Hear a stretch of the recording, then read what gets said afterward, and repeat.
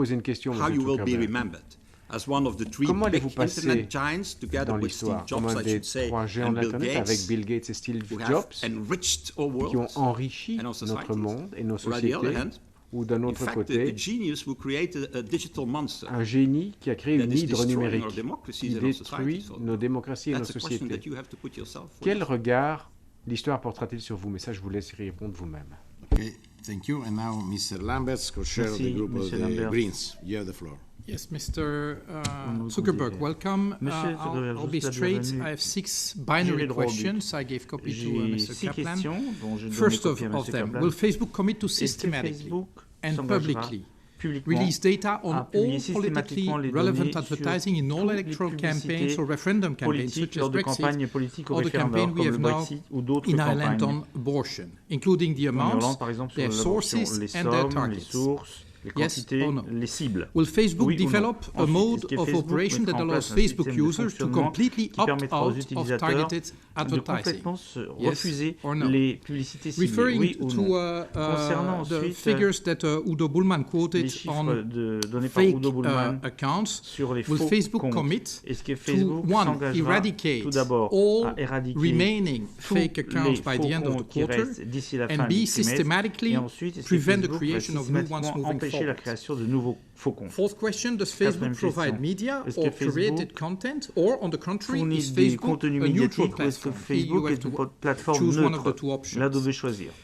Fifth question, will Facebook voluntarily commit, as from 2018, to publish the list of its legal entities, the number of people they employ, their turnover, their profits or losses, and the taxes they pay or subsidies they receive on a country-by-country basis? And finally, will Facebook commit to pay taxes where it operates, and generalize the commitment you apparently recently made to the French authorities no longer to channel the profits made in that country through Ireland or other tax havens? These are my 6 binary questions. I would welcome simple answers to them. Can I ask you to repeat the second question? Pourriez-vous répéter la deuxième question? The second one is, will Facebook develop a mode of operation that allows end users to completely opt out of targeted advertising? And what would be the conditions for them? But will you develop that option? As a user, I might be interested. En tant qu'utilisateur moi-même, ça m'intéresserait. The next speaker is Mrs. Zimmer, chair of the Confederal Group of the European United Left, Nordic Green Left. You have the floor. Européenne. Thank you very much, but I would like to speak in German. J'aimerais moi parler allemand.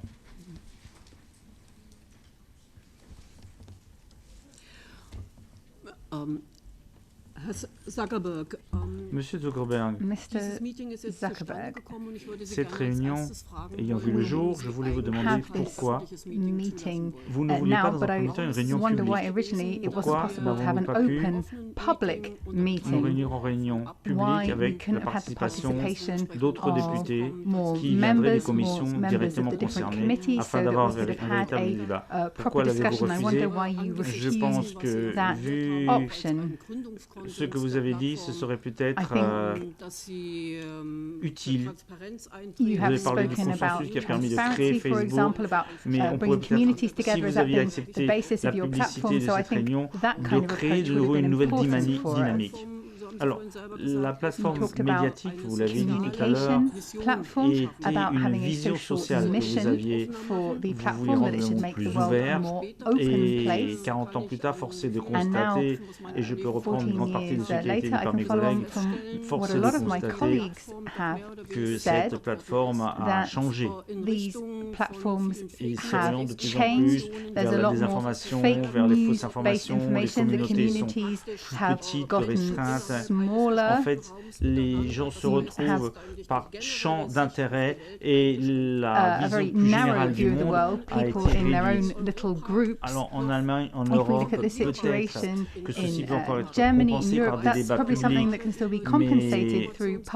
regardez les campagnes de désinformation qui sont passées par Facebook ailleurs au monde, et c'était catastrophique, je pense, notamment à des appels au meurtre qui sont passés par Facebook et qui ont fait l'origine de la mort de certaines personnes. Donc, Moi, j'ai des doutes très sérieux,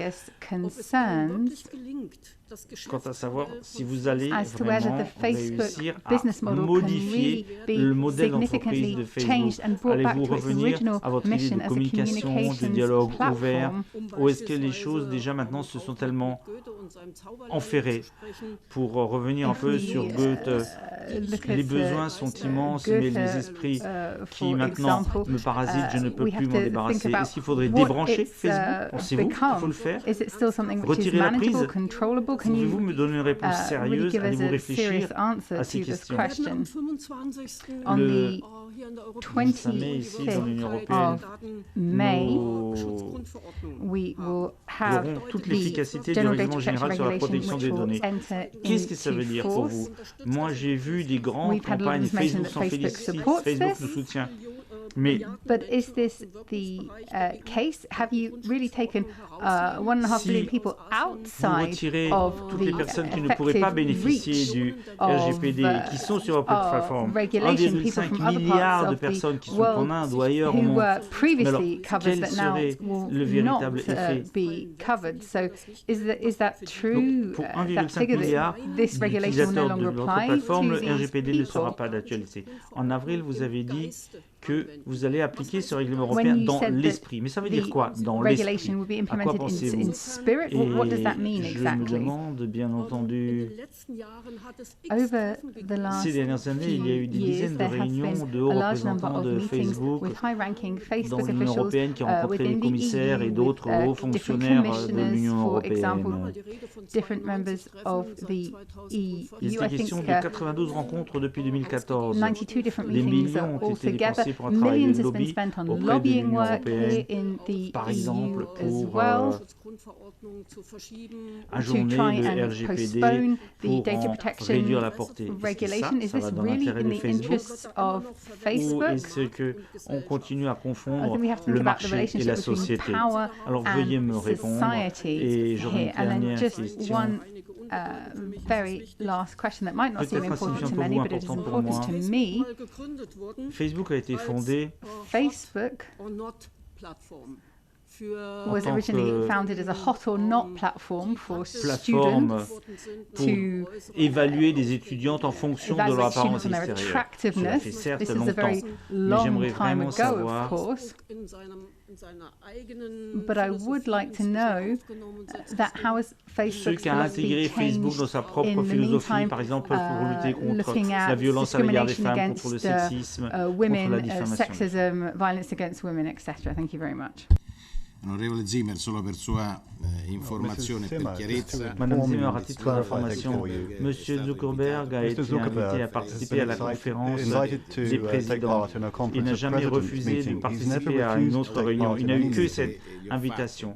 Je lui ai ensuite, après qu'il a accepté de participer, demandé d'accepter que la réunion soit transmise en web streaming. Il l'a accepté. Donc c'est tout. Moi, j'ai été critique à l'égard de Facebook, mais la rectitude m'impose de vous dire quelle était la vérité. Je donne ma parole à M. Farage, qui préside European Freedom and Direct Democracy Group. Le micro de M. Farage, s'il vous plaît.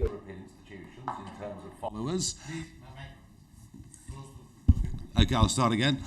Mr. Zuckerberg, I'm the largest user of Facebook in all the EU institutions in terms of followers, in terms of engagement, so I'm your best client here in the room. I have no idea of the value of that, but I'm pleased to see you, as I hope you are me.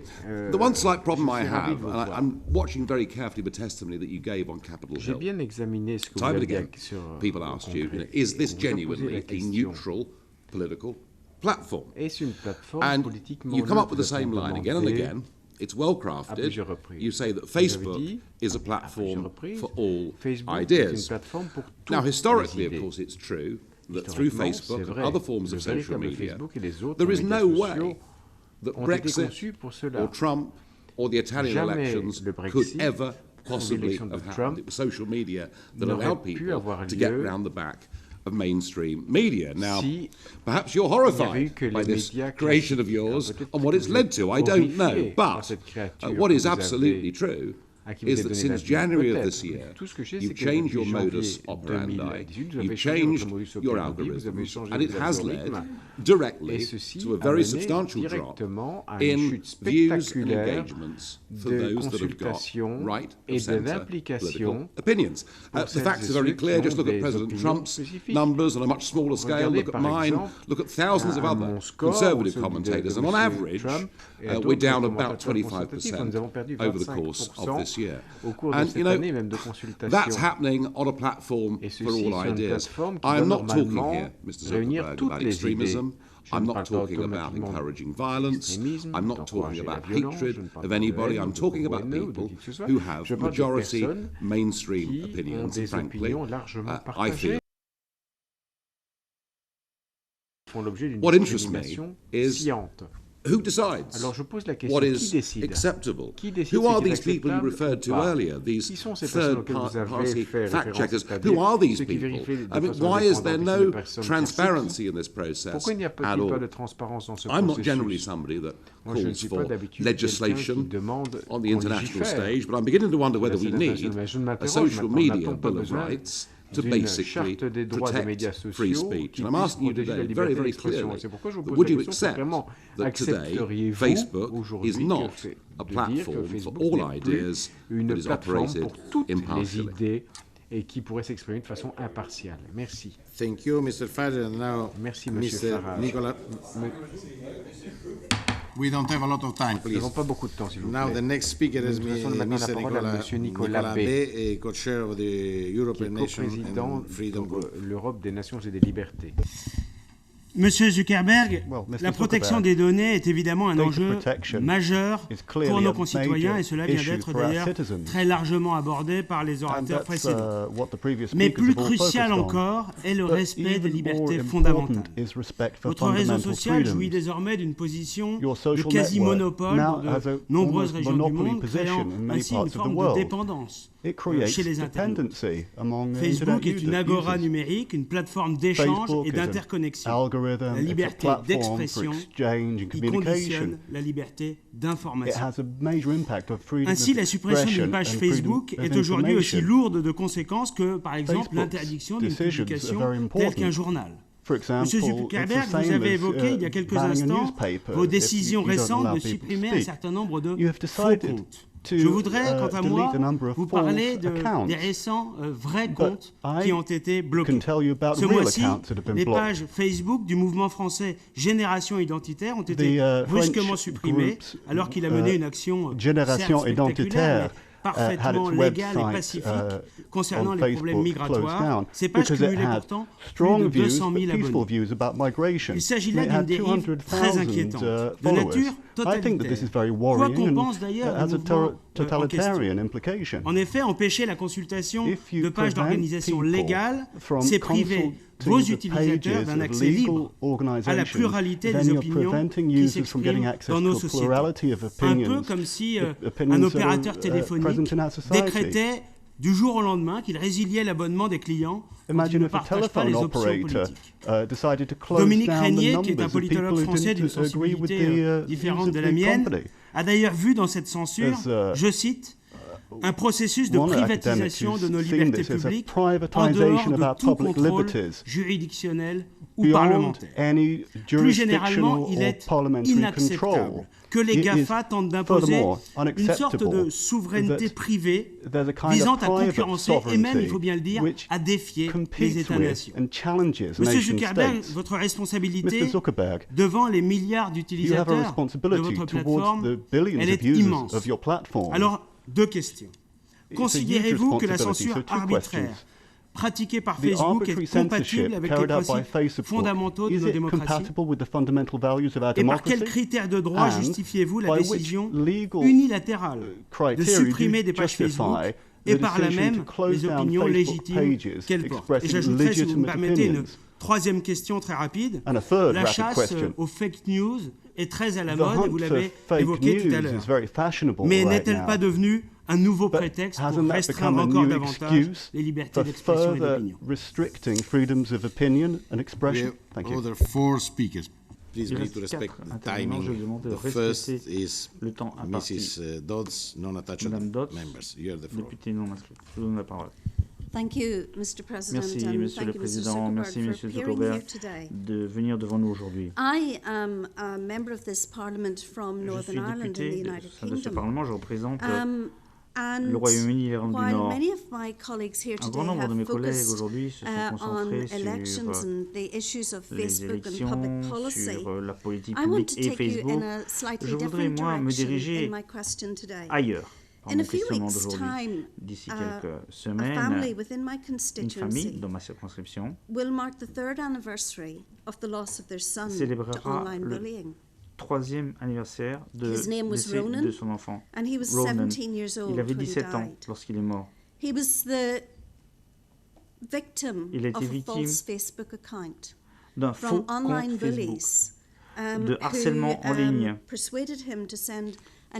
qui ont réussi à le convaincre d'envoyer une photographie très intime de lui-même et ensuite demander 3000 livres sterling pour ne pas la faire apparaître sur son compte Facebook.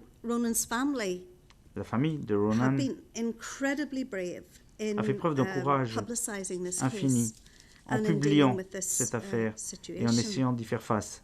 Mais ce n'est qu'un exemple de la multiplication de ce genre de choses sur Facebook. Et j'aimerais que vous nous disiez aujourd'hui ce que vous faites pour enrayer la multiplication de faux comptes Facebook qui sciemment ciblent les jeunes gens, les gens vulnérables. Ronan pensait qu'il ne pouvait plus se tourner vers personne. Pouvez-vous nous expliquer aussi, à la lumière de ce fait divers qui est atroce et que l'on retrouve un peu partout en Europe, pouvez-vous nous expliquer ce que vous faites pour travailler avec les organisations tierces pour essayer d'éduquer les gens, les former à la sécurité dans l'utilisation d'Internet? Et pourriez-vous nous dire si d'autres familles qui peuvent être représentées ici savent que leurs enfants sont en sécurité grâce aux réglages et aux réglages par défaut que vous mettez en place sur votre site. Nous vivons dans une Europe où l'antisémitisme se multiplie, où le terrorisme nous menace et une grande partie de l'information passe en ligne. Ces dernières semaines, vous avez dit que vous avez retiré une grande partie de ces commentaires et de ces appels à la haine. Mais comment définissez-vous le contenu acceptable? Quels sont les critères que vous utilisez? Est-ce que Facebook est capable de réglementer tout ceci tout seul? Madame Wikström, qui préside la conférence des présidents de commission. Merci beaucoup, Monsieur le Président. Je vous remercie également d'avoir organisé cette réunion et de nous avoir invités ce soir. Je vous remercie, Monsieur Zuckerberg, d'avoir accepté de venir pour répondre à nos questions. Nous nous en félicitons vraiment. Il a déjà été dit à de nombreuses reprises, mais je tiens à insister là-dessus que les citoyens européens doivent pouvoir avoir confiance en la protection de leurs droits et de leur intégrité sur Internet. Et d'autant plus maintenant que les nouvelles règles sur la protection des données personnelles vont entrer en vigueur dans 3 jours. Je voudrais vous poser 2 questions, Monsieur Zuckerberg. Tout d'abord, le scandale avec Facebook et Cambridge Analytica est surtout une question d'éthique et de valeur. Vous avez dit lors de votre intervention devant le Congrès américain, et vous l'avez répété ce soir, que Facebook est responsable du contenu sur la plateforme. Lorsque Facebook demande à d'autres compagnies de supprimer les données, est-ce que Facebook assure un suivi pour expliquer que les entreprises ont effectivement supprimé les données? Et comment allez-vous veiller à ce que ce soit bel et bien fait? L'autre question. Je suis convaincu que les citoyens de l'Union aimeraient savoir quelles mesures précises seront prises par Facebook pour veiller à ce qu'un scandale comme celui de Cambridge Analytica ne se répétera pas. Vous avez partagé vos visions, vous avez quel était l'esprit qui vous anime, vous avez parlé de votre responsabilité par rapport à ce qui se passe sur la plateforme. Mais Monsieur Zuckerberg, pouvez-vous vous engager auprès des millions d'utilisateurs, dont beaucoup sont européens, que votre entreprise fera toutes les démarches nécessaires pour veiller à ce que les droits civiques et les libertés soient respectés conformément aux normes européennes et que Facebook respectera pleinement le RGPD. Et quand j'aimerais bien avoir une date butoir de plein respect des règles européennes. Merci. Mr. Moraes, Chair of the Libe Committee. Président de la Commission Libe. Thank you very much, President. Thank you, Mr. Zuckerberg, for being here, and we hope that our committee will examine further Facebook executives and so on in depth. And this is for people who are watching this web stream and want a more in-depth investigation. I think Mr. Farage slightly characteristically talked about how prolific he was on Facebook. I may be the most modest user of Facebook in the room, but our committee is not modest in any way. We are celebrating this week GDPR, but I do want to mention that GDPR, in my view, and we have the rapporteur here, is not something that will impact entirely on your business model. Qui aura de grandes conséquences sur votre modèle d'affaires. La vie privée électronique est une dimension essentielle. Si je mentionne ceci, c'est parce qu'il y a un cadre réglementaire que l'on crée ici. Il y a une chose qui doit être bien claire. Vous n'êtes pas ici dans une audition au Congrès, vous êtes au sein de l'Union européenne. Il y a une grande différence. Certains de mes collègues l'ont déjà dit et je vais encore être plus clair. Nous sommes ici, tout en haut, en termes de réglementation, et les États-Unis sont tout en bas. Et cet écart est patent. On le voit tous les jours dans les transactions que nous menons au quotidien entre les différents continents. Alors, pour vous, la façon dont vous allez vous conformer est peut-être une question de détail. Vous nous dites que vous allez vous conformer au RGPD, mais croyez-moi, c'est quelque chose de très compliqué. Je suis certain que le rapporteur a l'occasion d'en dire quelques mots dans quelques instants. Dans votre introduction, avec beaucoup d'éloquence, vous nous avez parlé des points essentiels pour vous, la question des applications. Vous l'avez dit, et c'est absolument essentiel. C'est peut-être le point essentiel.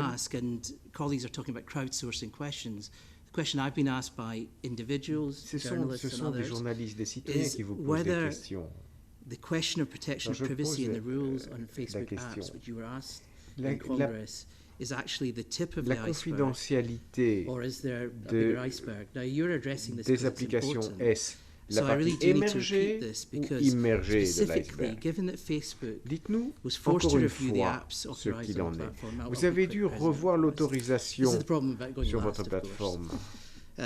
Following this, the Cambridge Analytica scandal, suite au scandale de Cambridge Analytica, vous avez bloqué 200 applications. C'est ce que vous nous avez dit. N'est-ce pas un signal très clair que Facebook n'est pas parvenu à protéger la confidentialité des utilisateurs? 200 millions d'utilisateurs, c'est beaucoup plus qu'aux États-Unis ont été lésés. Et ceci nous incite à nous poser une question.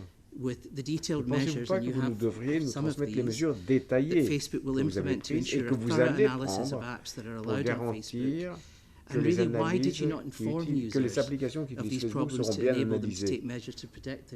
Et puis, les consommateurs pourront-ils protéger leurs données sur ces applications? Au fond, Monsieur le Président, nous voulons simplement connaître l'ampleur des violations commises par des parties tierces quant à ces applications. Nous avons besoin d'une estimation. Alors, le RGPD, permettez-moi de vous donner un exemple.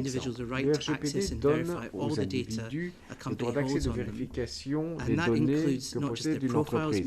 Pas simplement des profils, mais aussi des données de commercialisation, les profils de commercialisation, ainsi que l'interprétation de leur comportement de consultation. Allez-vous donner aux utilisateurs un accès complet à leur propre profil?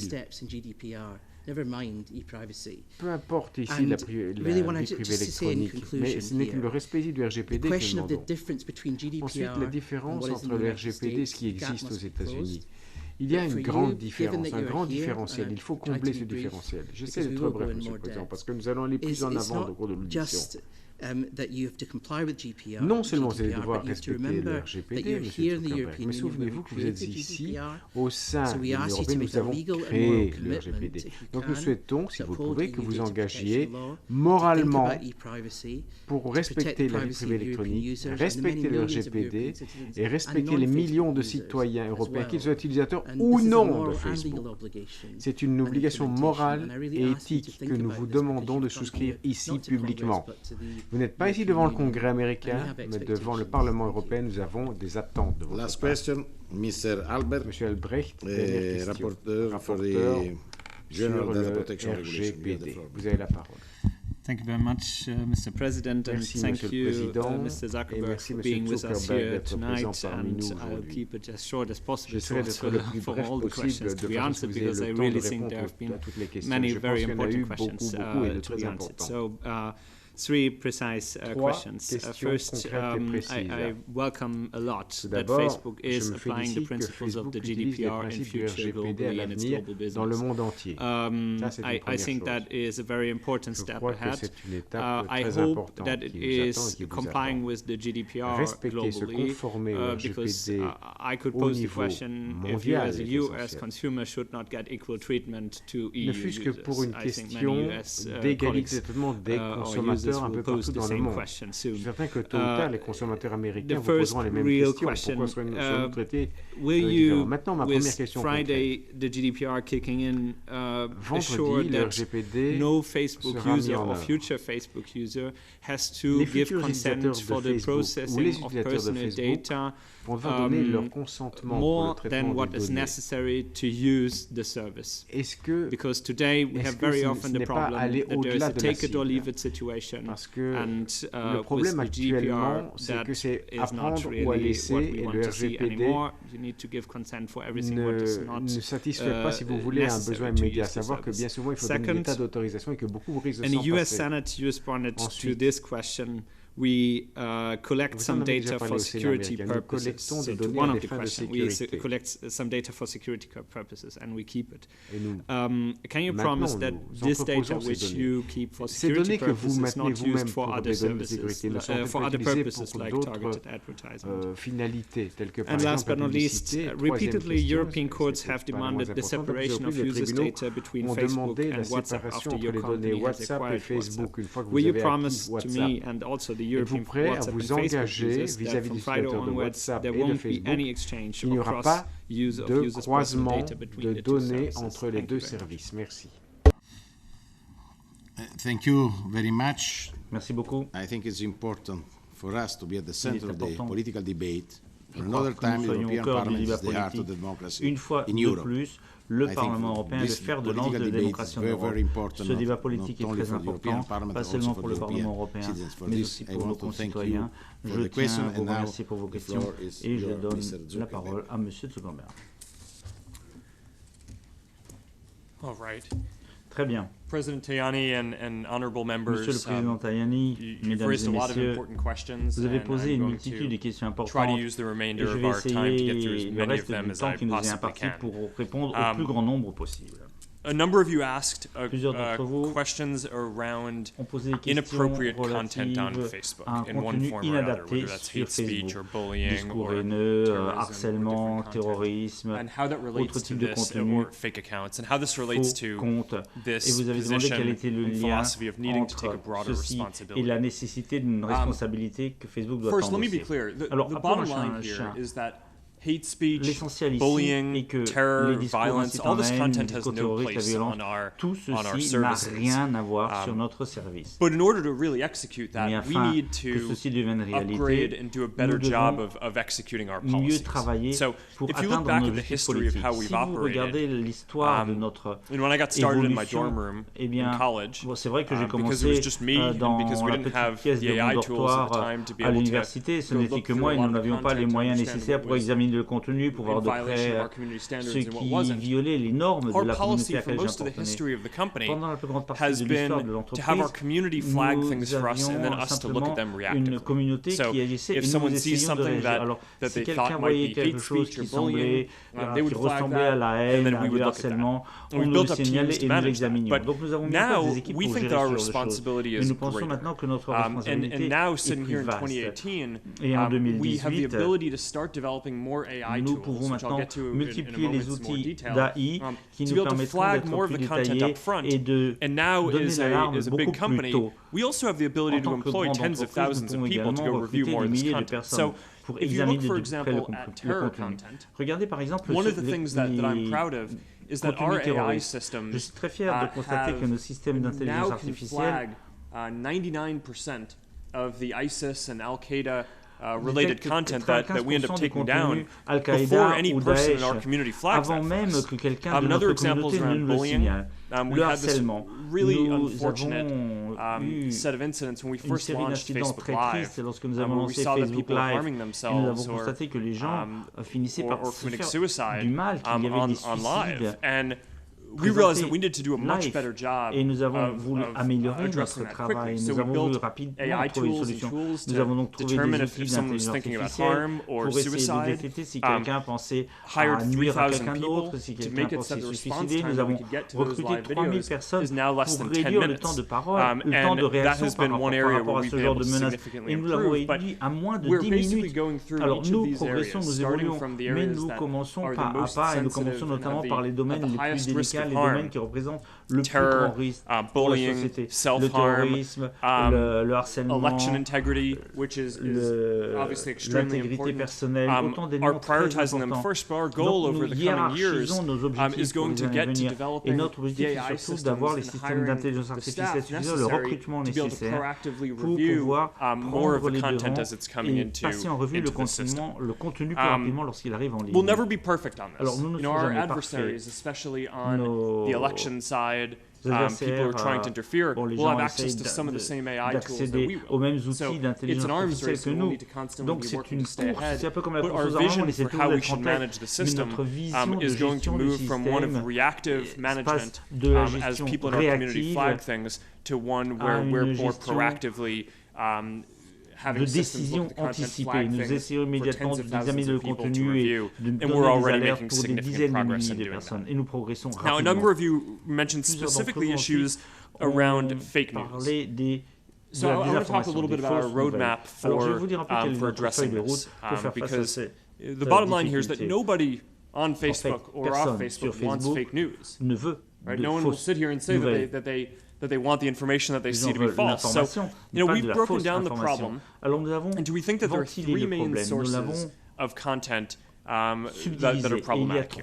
The first is just spam, which I touched on a little bit in my opening statement. And it's not politically motivated or ideologically motivated, it's economically motivated. It's people who are just trying to make money by coming up with the most sensationalist content they can and putting it out there. So the way you fight this is the same roadmap that companies have used to fight email spam. You take away these spammers' profit motive and then they go do something else. And we've done a number of things like preventing them from using Facebook ads, decreasing the distribution to do this. The second category is fighting fake accounts. Because what we found is that when people are using fake accounts on our system, there's less accountability. And they're more likely to spread bad information, misinformation, de désinformer, de diffuser des informations carrément fausses, etc. We develop systems both to identify fake accounts as they're being registered. And we just released a transparency report where we said that we took down,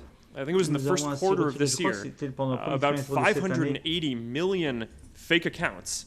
The vast majority within minutes of being registered as our systems are able to identify that well. We also have a significant operation which is working on identifying fake accounts that get through that initial filter so we can identify them all once they're in the Facebook community. Our best estimate today, I think, is that it's a single-digit % of the accounts, but we're constantly working on improving our tools to be able to identify that, and that's extremely important. Pour les identifier le plus vite possible. Donc il y a le spam, il y a les faux comptes. Et enfin la dernière catégorie, ce sont ceux qui ont de bonnes intentions, mais qui partagent simplement par hasard quelque chose qui est faux. Et là, nous ne voulons pas dire que tout est noir ou blanc. Je pense que ce n'est pas notre rôle. Nous voulons travailler avec des vérificateurs qui sont des tiers, et nous allons publier la liste. Là, je réponds d'ailleurs au passage une des questions qui a été posée. If a number of third-party fact-checkers all identify that a piece of news is provably false, démontrer que telle ou telle information est erronée, et à ce moment-là, nous allons la surligner, la mettre en exergue so that people can have a more rounded view or understand that fact-checkers have marked that story is true, and we'll try to show it less. Cette histoire est vraie, ou alors we're trying to roll that out around the world. That requires having specific fact-checking partners il faudra des partenaires in every country and in every language. So we're constantly rolling out more each month. Donc, ça and we have a lot more to do here. Des efforts considérables mois par mois, et là, nous avons encore beaucoup de pain sur la planche, nous le savons. All right. Then there were a number of questions around elections. So I know that there are a lot of important elections coming up in Europe. I think in 2019 and 2018 there were elections in Slovenia, and Sweden, Latvia, Estonia, Belgium, Poland, and of course the European Parliament. And this is one of our top priorities as a company. It's just making sure that we prevent anyone from trying to interfere in elections like the Russians were able to in the US presidential election in 2016. And I outlined some of the roadmap for that earlier. The game plan is a combination of building more AI tools to identify fake accounts that are trying to interfere and take them down, like we did in the French presidential election, where we identified and took down more than 30,000 accounts. A playbook of closer operation and cooperation with federal election commissions, avec les commissions fédérales électorales. Ceci a été le cas en Allemagne pour les élections de 2017, et nous voulons mettre l'accent sur la transparence. Ce sera très important. If you have the ads that every political actor or advertiser is trying to run to every audience be public, que chaque acteur politique veut contacter telle ou telle audience, les choses deviennent plus transparentes. Et si quelqu'un essaie de passer par un faux compte, ça sautera davantage aux yeux. Et si un véritable acteur politique envoie simplement différents messages à différents groupes, ce sera transparent. Et nous pensons que cette transparence accrue est importante. Et ces outils de transparence seront utilisés par nous, partout dans le monde, dès cet été. Donc là, nous sommes optimistes, nous pensons qu'il y aura encore plus à faire, que la première version devra être peaufinée, mais déjà cette première version nous permet de faire un pas en avant substantiel. Okay, so then there were a number of questions about regulation. Sur la réglementation. Some of the questions asked how I view regulation. I don't think the question here is whether or not there should be regulation. I think the question is what is the right regulation. Je pense que la vraie question est de savoir quelle est la bonne réglementation. Internet devient de plus en plus important dans la vie des gens, et il faut réglementer, c'est parfois important, inévitable. Ce qui est important, c'est de réglementer correctement, de veiller à ce que nous ayons un cadre réglementaire qui protège les gens, qui soit souple, assez souple pour permettre l'innovation et qui n'empêche pas l'émergence de nouvelles technologies comme les intelligences artificielles. Et il faut aussi bien entendu veiller à ce que les startups, à savoir le prochain étudiant qui sera assis dans son dortoir à l'université comme moi, ne sera pas bloqué s'il prend une décision lui permettant de créer le prochain grand projet technologique. Mais là, c'est tout un débat auquel nous participerons volontiers. Il y a également des questions sur la concurrence et sur la manière dont nous concevons notre position en tant que plateforme. To that, I'd say a few things. Alors, one is plusieurs choses à vous répondre. First is Tout d'abord, we exist in a very competitive space where people use a lot of different tools for communication. Where the average person uses about 8 different tools for communication, ranging from all sorts of private messaging up to more broadcast mediums to things where they're communicating with groups of people and all their friends at once. D'autres systèmes de communication. Donc, it feels like there are new competitors coming up every day. Moi, there are je vois émerger de nouveaux concurrents au quotidien. And we're constantly needing to evolve et our nous service devons toujours in order to adapter stay nos relevant services and serve people afin well. de So rester that feels like it's a pertinents dans le competitive service que nous environment offrons. where there are Donc many nous sommes dans un choices monde that très people have. concurrentiel et les On the business gens ont side, toutes sortes de choix. the business model is advertising. Facebook Alors, today is about 6% comment fonctionne notre of the entreprise? global Notre advertising entreprise market. So représente 6% clearly du marché mondial advertisers de la also have a lot publicité. of Donc les choice in publicitaires terms ont of where they également un choose choix to considérable quant à advertise. savoir où ils veulent faire leur And that's an publicité. important lens to look at it Et c'est from as well, important although I think that you want to look at it prendre en both compte. from the consumer Bien choice entendu, vous devez perspective tenir and compte the business du point de choice. vue des entreprises et One vous devez thing tenir that I compte want du to point add de that I vue des think often consommateurs. gets Il y a une chose overlooked que je tiens when you à talk about préciser et competition qui souvent est is négligée. Lorsqu'on parle de around the world concurrence, there are 70 million small businesses il y a 17 that millions de use petites entreprises aux Facebook's quatre coins de la tools planète qui to utilisent grow and les reach outils customers. And in Facebook Europe alone, pour there are about 18 million se small développer. businesses Rien qu'en that Europe, use je Facebook crois tools. qu'il y en And a as I said in my des opening millions. statement, about half of them have Et la told us moitié that they are de ces hiring petites more people entreprises nous ont because dit of their qu'elles use of recrutent our tools davantage to be able parce to qu'elles grow. ont l'occasion d'utiliser So, I notre think it's outil, nos important not outils to pour se lose développer. track of Donc il ne faut when you're jamais thinking perdre about de vue, competition, lorsque l'on parle de concurrence, that there's the element in the que internet space and in the advertising space, l'utilisation but there's d'Internet, also the l'utilisation extremely de la publicité, pro-competitive certes, elles effect sont là, of mais il y a enabling également all un these small effet qui businesses to now alimente les have capacités access concurrentielles to des the same PME, kinds of parce qu'elles ont marketing and maintenant accès advertising aux tools mêmes and be able outils to de reach marketing et de customers publicité que in d'autres grandes sophisticated entreprises. technological Elles ways peuvent that atteindre le previously consommateur par des only moyens large très businesses had the means to do. sophistiqués qui auparavant And n'étaient à that's disposition something que that les we're très very grandes proud entreprises. of. Et ça, nous en sommes très fiers. Nous pouvons fournir ce service qui permet de ramener tout le monde sur un même pied d'égalité, et c'est à ne pas perdre de vue. Je crois que c'est un élément important de vos réflexions. There were a number of questions about taxes. Il y a plusieurs questions également sur la fiscalité, je voudrais rapidement parler aussi. Facebook has always paid taxes Facebook in a all toujours of the payé des countries impôts where we have dans tous les operations set pays up. où nous avons We pay all lancé des taxes opérations. required by Nous law. payons les impôts And que we les lois invest heavily in exigent Europe. et nous We're going to have investissons more than considérablement en 10,000 Europe. employees Nous aurons plus de 10 000 across Europe employés and aux quatre coins de 12 l'Europe, cities by the end of this dans year. 12 We have villes d'ici 2 la fin data de cette centers, or we année. have Nous data avons 2 centers centres de already in données. Sweden and Nous en Ireland, and avons we're en Suède, building en another one Irlande. in Nous Denmark sommes en that's train going to be de online in construire 2020. au Danemark qui sera en ligne en 2020. We've always paid the taxes that the Nous law avons toujours payé requires, les and we're impôts making que significant le investments législateur nous imposait et nous avons in terms of investi helping to lourdement build pour the economies in the développer countries les here économies des pays and concernés, to contribute to pour contribuer the innovation and job growth à here l'innovation et à as la well. création d'emplois. All right, let me see what else is there. Okay, there were a few questions Alors, il y avait about quelques questions aussi GDPR. sur le RGPD. The principles here are around Les principes control, portent sur le contrôle, transparency, la and accountability. transparence, la responsabilité. The idea, a number of you asked when we expect to be fully compliant with GDPR regulations. We do expect to be fully compliant on May 25th, so in 3 days from now.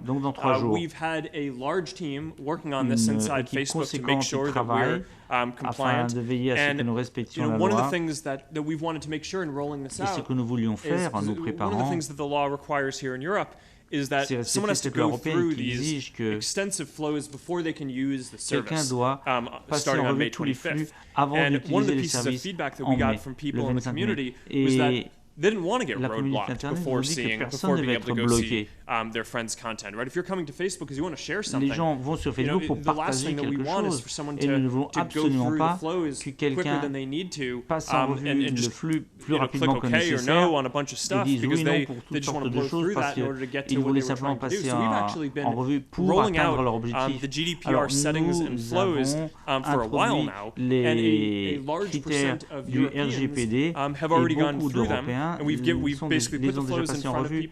Nous avons présenté les possibilités aux Européens et à partir du 25 mai, nous allons demander aux gens de passer en revue les flux avant de pouvoir utiliser davantage de services encore. Alors, une grande partie, un grand pourcentage, des dizaines de pourcents ont déjà tout passé en revue et nous avons eu un excellent feedback sur notre adaptation au RGPD.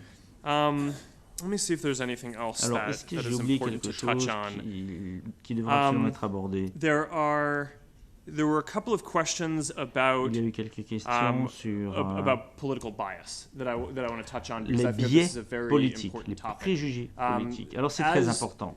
As a couple of you mentioned, We are committed to being a platform for all ideas. Nous sommes une plateforme pour toutes les idées. That means that we want to make it so that people can come to our service and share any idea across the political spectrum. It's very important to me that we're a service that allows for a wide variety of political discourse. We view that as a big part of our responsibility. And I can commit to you here today that we have never and will not make decisions about what content is allowed or how we do ranking on the basis of political orientation. So that's an important philosophical point for me that I'm proud to be able to commit to. There's a specific point around distribution and reduction of seeing people's content. And on that, what I just say is we've made a number of changes this year to make sure that we're showing people's friends and family and community content more than public content in general. So a lot of the feedback that we've heard from people is that they come to Facebook because they want to stay connected to people. We've also done a lot of well-being research. This wasn't a topic that came up today, but we're very focused on making sure that people's use of technology is good for people's well-being and is not taken away from it in some way. And all the research that we have shows that when you're using the internet to stay connected to people that you care about, that's good for your well-being. It's correlated with measures like increased measures of health and happiness and feeling more connected and less alone over time. But when you're just using Facebook or the internet overall to read news or passively consume videos, that isn't correlated with those same benefits to well-being. So because of that and because of feedback that we've received, we've made a number of shifts to the services to promote connecting with people's friends and family and communities more than public content. So that has led to reductions in distribution for public content, video, news, across the board, and is not targeting any specific political ideology. Is there anything else? Shadow profiles.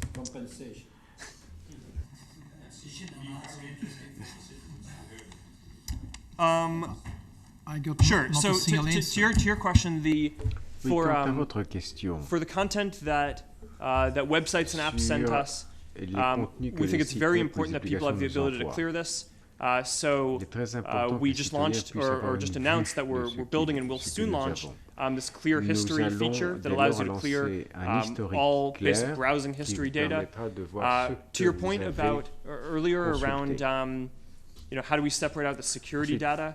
It's very important that we don't have people who aren't Facebook users coming to our service and trying to scrape the public data that's available. So one of the ways that we do that is people use our service and even if they're not signed in, we need to understand how they're using the service to prevent bad activity. And that's a big theme of today has been around making sure that we can do a better job of governing the system, keeping bad content out. One of the ways that we do that is by understanding how people are using the system. But if you're not a Facebook user, how do you stop that data being transferred?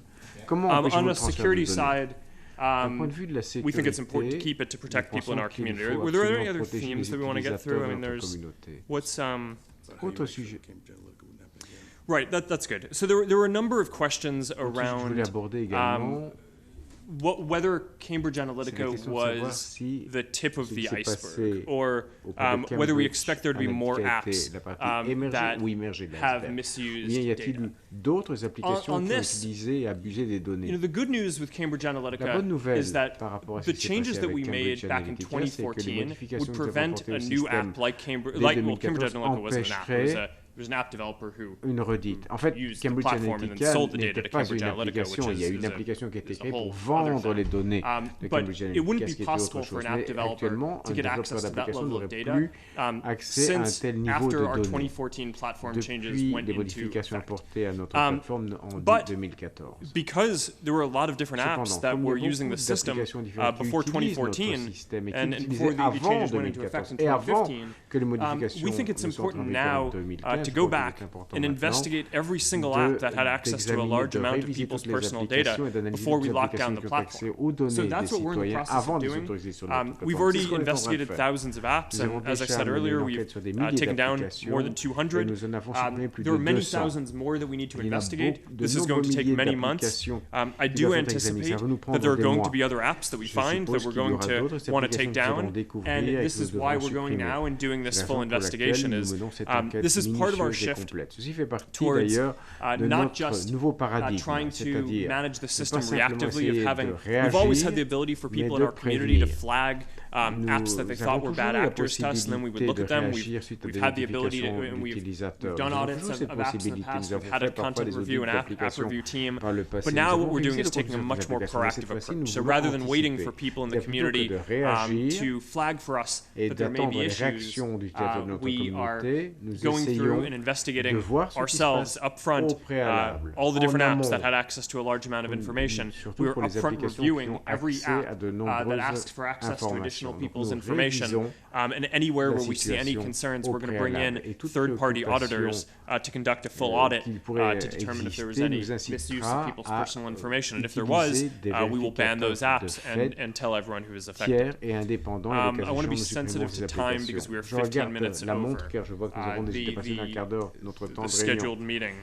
I think that I realized that there were a lot of specific questions that I didn't get to specifically anser, but going around and hearing the themes of what people are concerned about and had questions about, I think I was able to address the high-level areas in each, and I'll make sure that we follow up with each of you afterwards to make sure that your specific questions get addressed, and we're going to have someone come to do a full hearing soon to answer more of the technical questions as well. So thank you again for inviting me. I think there was one question raised by Guy Verhofstadt, and that's linked to my question, and that's the separation of different services. And I think it's a very important question in this round, the market power of Facebook, and the question if you cross-use, for example, data between Facebook and WhatsApp. So it would be good if you say at least one word to that.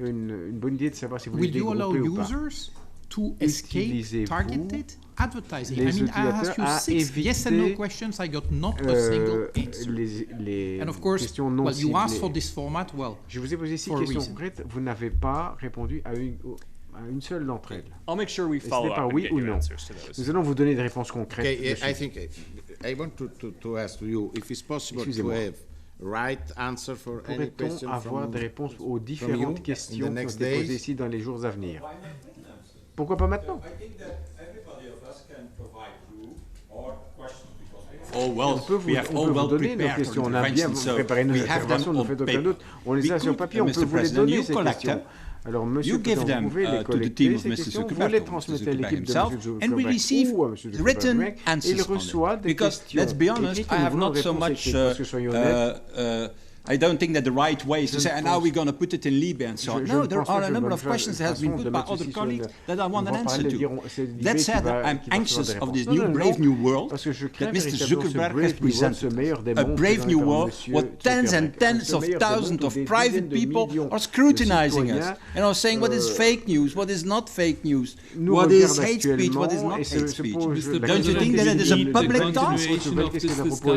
In this format as well as in the Liebe format, this is very obvious. C'est tout à fait clair que ce n'est pas le même type de format entre les deux enceintes Libe et ici.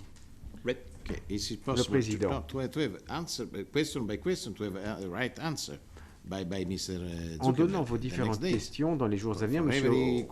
Zuckerberg peut répondre de façon séparée, individuelle. Competition, for example, a European antitrust thing. Par exemple, j'ai posé une question sur les autorités antitrust, c'est quand même très important. Est-ce qu'on va mettre l'OLAF, par exemple, ou les autorités antitrust sur Facebook?